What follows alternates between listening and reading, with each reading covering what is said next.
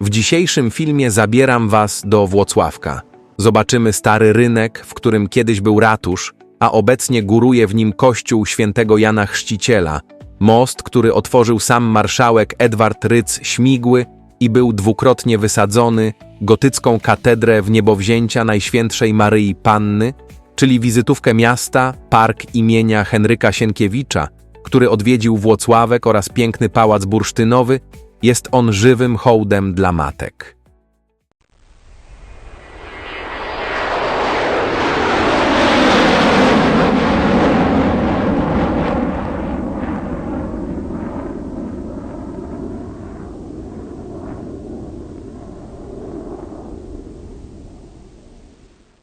Włocławek, miasto nad Wisłą, to prawdziwa perła Kujaw z historią sięgającą ponad 1000 lat. Wyobraź sobie średniowieczne grody, tętniące życiem porty i mury katedry, które widziały królów, biskupów i dramatyczne zwroty losu. Początki Włocławka sięgają połowy IX wieku. Powstała wówczas otwarta osada w widłach Wisły i Zgłowiączki. W połowie X wieku w jej sąsiedztwie wzniesiono gród, który we wczesnopiastowskim państwie polskim pełnił ważną rolę administracyjną jako siedziba kasztelanii.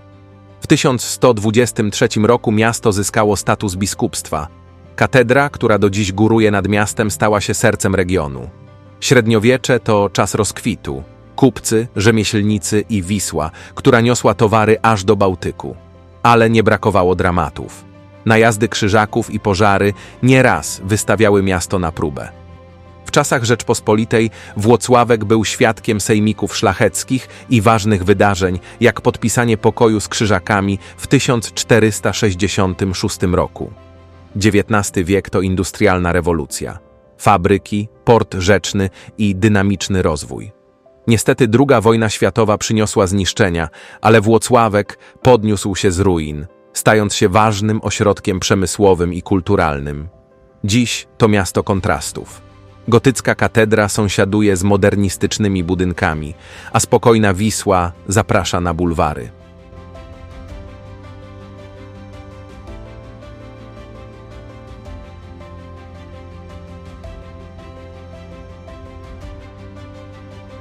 Wyobraź sobie rok 1577. Nad brzegiem Wisły, w sercu Kujaw, biskup Stanisław Karnkowski kreśli na mapie nową arterię miasta. To nie byle jaka ulica, to szlak, który połączy stary rynek z pulsującym sercem handlu. Nazwana Wójtkowską, na cześć dawnych wójtów, szybko staje się oazą kupców i rzemieślników. Wiek XIX przynosi metamorfozę. Ulica, teraz szeroka, puchnie od elegancji. Powstają dwupiętrowe pałace handlowe. Dolne piętra kuszą witrynami z jedwabiami i porcelaną.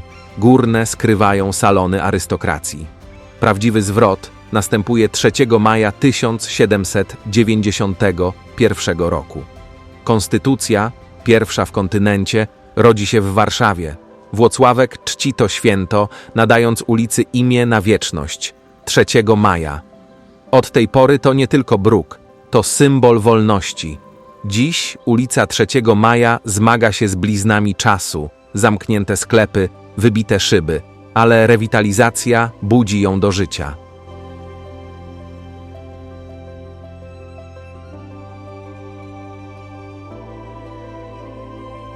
Stary rynek już w średniowieczu był tętniącym życiem centrum, gdzie stragany uginały się od chleba, mięsa i nabiału. W środku średniowieczny ratusz, ceglasty strażnik handlu, a naprzeciwko kościół świętego Jana Chrzciciela, strzegący dusz od XI wieku. XVI wiek?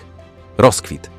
Kamienice rosną jak grzyby po deszczu, a północna pierzeja, ta od strony Wisły, staje się perełką. Tu, w hotelu pod 3 koronami, ziemiaństwo z Kujaw bawi się na balach do świtu. Ale 1872 rok przynosi dramat. Ratusz, zżarty przez czas, pada w gruzy. A w 1939 Niemcy wchodzą z buldożerami, burzą zabytkowe kamienice, by otworzyć widok na rzekę. Stary rynek, kiedyś zamknięty czworobok historii, staje się raną na obliczu miasta. Obecnie Stary Rynek nie jest już takim tętniącym życiem jak dawniej. Stare kamienice zmieniły swoją funkcję. Obecnie tworzą Muzeum Historii Włocławka. W 1538 roku wzniesiono kościół świętego Jana Chrzciciela. Początki? XI wiek, pierwsza drewniana świątynia, skromna strażniczka wiary. Ale prawdziwy dramat zaczyna się później.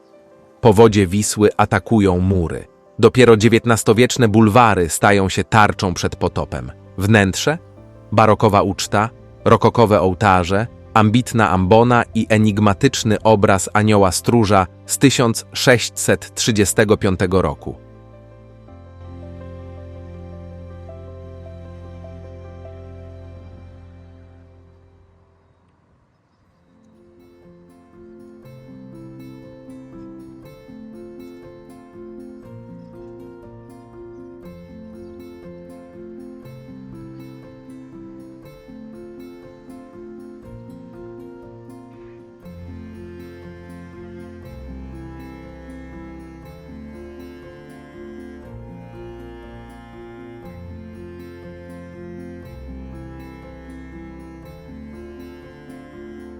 Rok 1937. Polska buduje się na nowo, a nad Wisłą we Włocławku huczy stal i nadzieja. Most imienia marszałka Edwarda Rydza-Śmigłego, 620 metrów kratownicowej potęgi, szeroki na 9 metrów z chodnikami dla marzycieli, rośnie jak symbol niepokonanej II Rzeczpospolitej. 25 września marszałek sam przecina wstęgę, tłum szaleje, Wisła mieni się pod stopami. To nie most, to brama do przyszłości. Ale wojna czai się w cieniu. We wrześniu 1939 roku Polacy sami go wysadzają, by Niemcom nie dać przejścia. Okupant odbudowuje, by w 1945 roku Armia Czerwona zrównała go z ziemią w odwecie. Stalowa bestia pada 2 razy jak Heros w epickiej sadze. W 1948 wraca, nieugięta, łącząc brzegi Zawiśla i Śródmieścia. Dziś cichy strażnik historii, szepczący o chwale i stratach.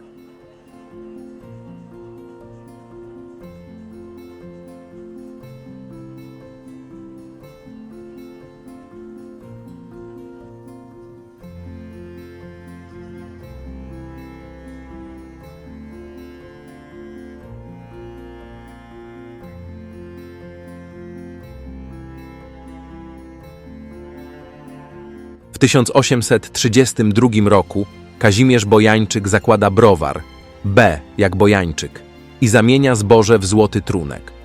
Browar rośnie, staje się chlubą miasta, aż po dekadach chwały milknie. Wojny, czasy PRL-u, ruiny gniją przez 70 lat. Dziś to tętniące serce kultury, kabarety, teatry, warsztaty dla dzieciaków.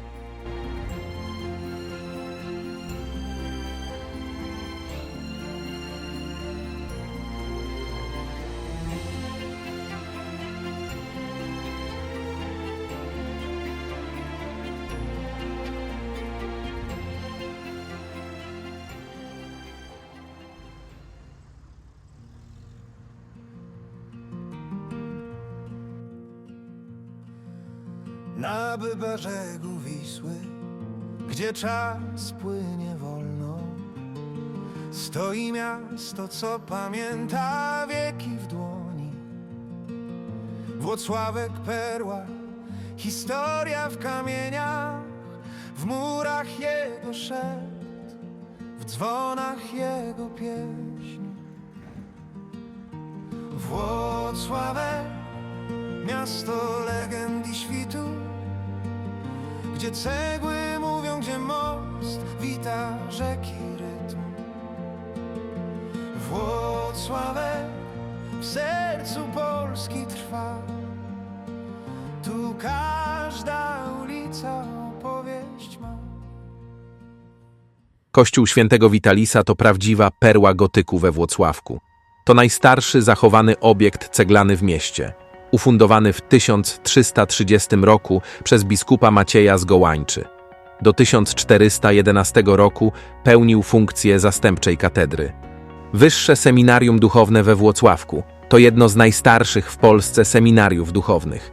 Założone zostało w 1569 roku przez biskupa Stanisława Karnkowskiego, choć obecny zespół budynków, w których się mieści, pochodzi z XIX wieku i dominuje w nim neogotyk. Absolwentem uczelni był Stefan Wyszyński, kardynał, prymas Polski.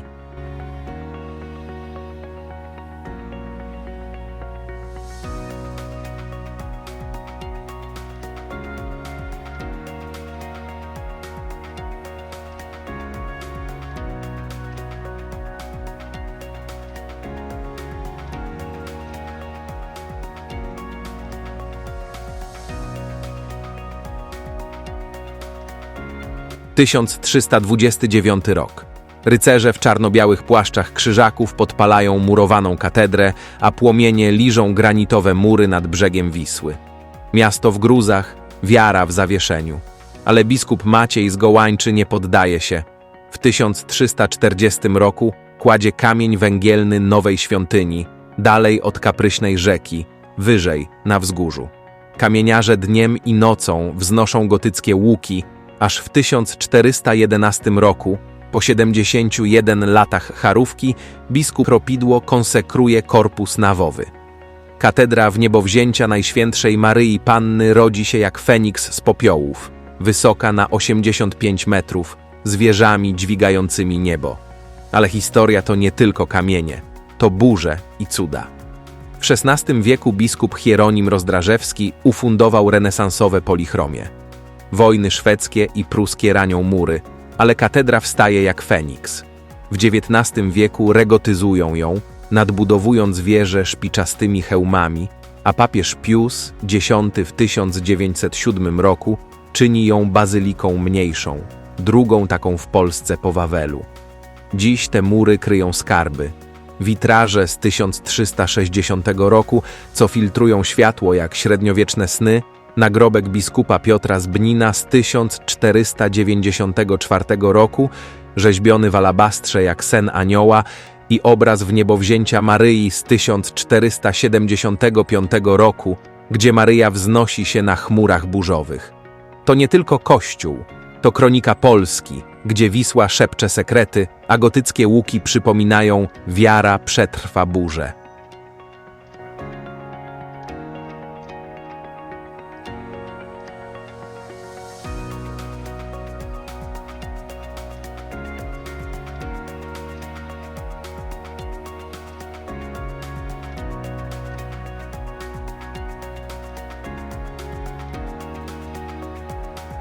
Pałac Biskupi został zbudowany na miejscu średniowiecznego zamku.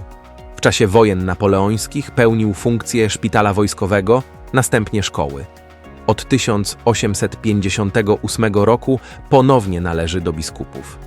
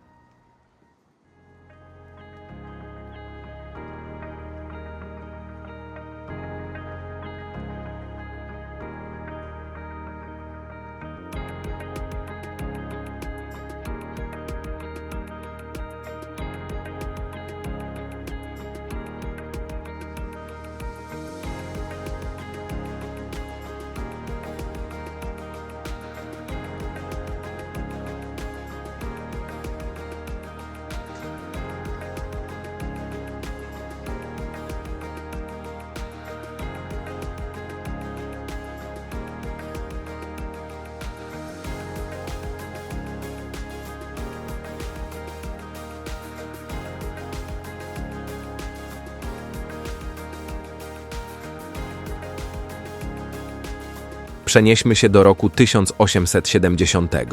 Nad brzegami leniwej Zgłowiączki, gdzie jej wody łączą się z potężną Wisłą, włocławscy marzyciele sadzą pierwsze drzewa.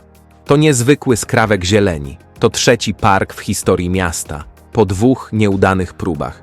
Ten jednak przetrwał, rozrastając się do imponujących 40 hektarów z 65 gatunkami drzew. ale park zyskał duszę dopiero w 1916 roku. Wieść o śmierci Henryka Sienkiewicza, noblisty i patrioty, wstrząsnęła mieszkańcami. „Uhonorujmy go!” krzyknęli. Pisarz nie był obcy. Na początku XX wieku odwiedził miasto po wielkiej powodzi. Czytał tu swoją nowelę. W podzięce w centrum parku stanęło jego popiersie. Park nie stronił od dramatów. Powodzie w 1937 i 2010 zalały alejki, mostek i nawet słynną wierzbę płaczącą, której pień niemal kąpie się w rzece. Ta wierzba to ikona. W 2017 roku władze chciały ją ściąć. Oburzenie eksplodowało na Facebooku pod hasłem „Włocławek, jaki pamiętamy”. Mieszkańcy uratowali ją przed piłą.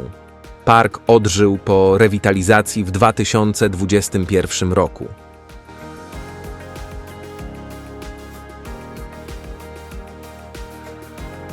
Rok 1377. Nad bulgoczącą zgłowiączką stoi dymiący młyn słodowy, serce średniowiecznego Włocławka. Biskup z Bylut nadaje go Piotrowi Bagoszczy, a nazwa Słodowo rodzi się z zapachu słodkiego jęczmienia. Park na Słodowie budzi się do życia w 2017 roku. 450 drzew, place zabaw, korty, ścieżki pod mostem łączące z Sienkiewiczem. Dziś oaza dla biegaczy, pikników i psów. Obecny hotel Młyn to zaadaptowany na cele hotelowe dawny młyn solny, zbudowany w 1902 roku. Jego właścicielem był Leib Stern. Młyn produkował sól z brył po solance i działał do lat 80. XX wieku. Utrata pierwotnej funkcji młyna była spowodowana przemianami gospodarczymi. Od początku 2000 roku prowadzone były prace adaptacyjne na hotel, które zakończyły się w grudniu 2002 roku.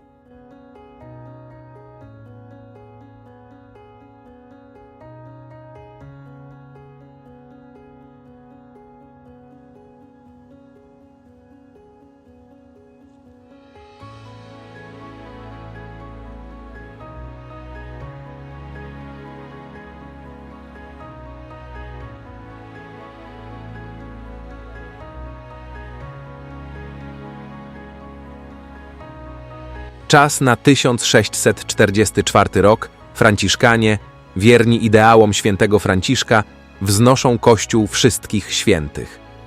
Ale prawdziwa magia rodzi się w XVII wieku, gdy do klasztoru trafia tajemniczy obraz Matki Bożej Łaskawej, niezawodnej nadziei. W XVIII wieku Kościół mieni się barokiem. Nowe wieże strzelają w niebo, a kaplica Maryi rośnie. W 2009 roku biskup Mering ogłasza: to sanktuarium. Wyobraź sobie, że wspinasz się po drewnianych schodach, a pod stopami szumi zielone serce Zawiśla.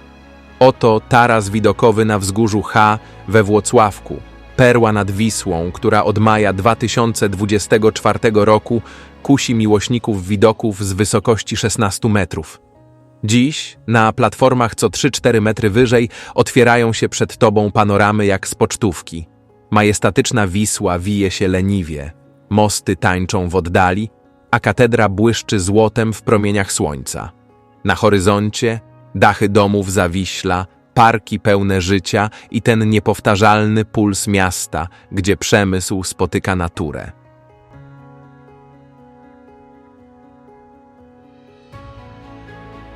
Z ruin XIX-wiecznych fabryk fajansu, gdzie niegdyś rodziły się słynne Włocławki, te delikatne, porcelanowe cuda, wyłoniło się nowoczesne serce miasta. Centrum handlowe Wzorcownia we Włocławku to rewitalizowana perła, nagrodzona budową na medal w 2009 roku. Na 23 tysiącach metrów kwadratowych, w eleganckim budynku z panoramicznymi windami i zielonymi dachami czeka ponad 90 sklepów.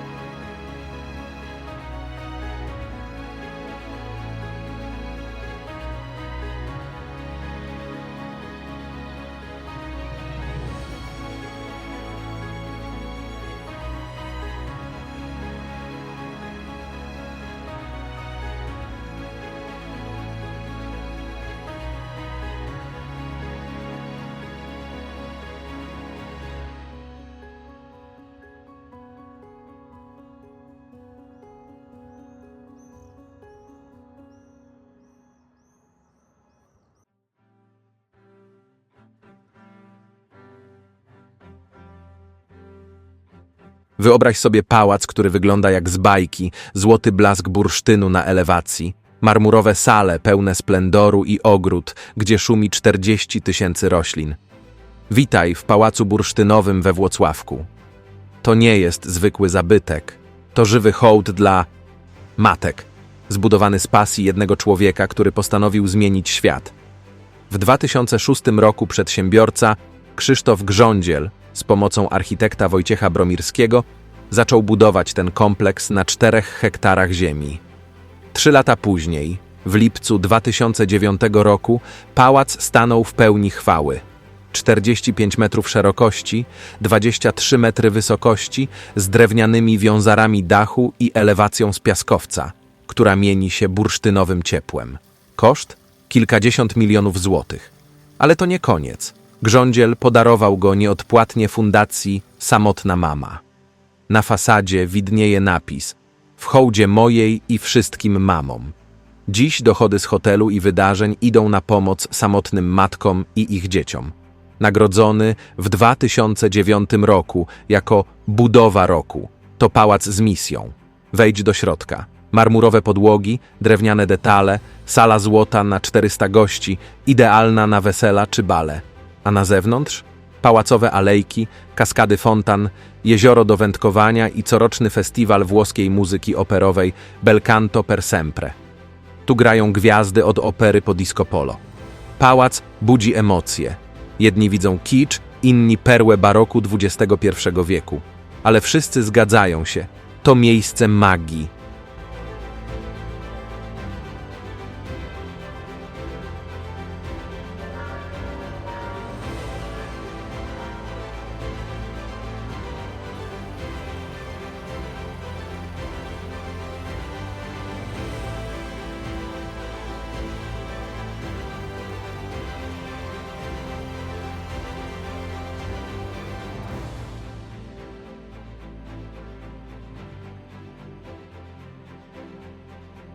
W 1970 roku w samym sercu PRL-u wznosi się ona, Zapora we Włocławku. Gigantyczna betonowa bestia, długa na ponad kilometr, z elektrownią, śluzą i filarem dla ryb. To nie jakaś tam tama. To największa elektrownia przepływowa w Polsce, produkująca czystą energię dla setek tysięcy domów. Ale skąd się wzięła?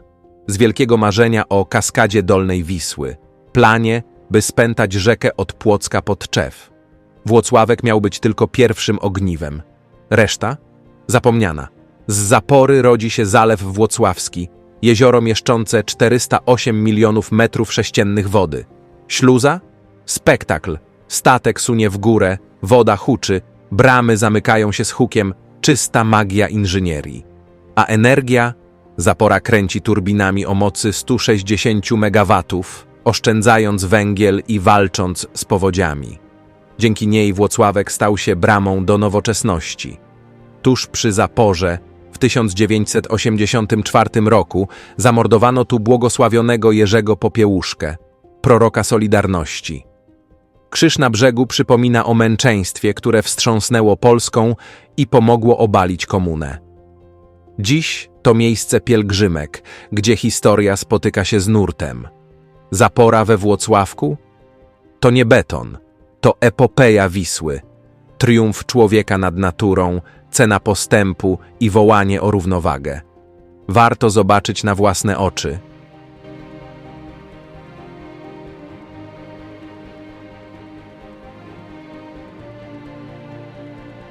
W sercu Zazamcza we Włocławku bije sanktuarium świętego Józefa. Powstało w 1978 roku, a koronę sanktuarium zyskało w 2020 roku, dokładnie w roku świętego Józefa. Prosty, prostokątny kościół z dzwonami nazwanymi Maryja, Józef, Jan i Michał, co brzmi jak melodia rodzinnej modlitwy.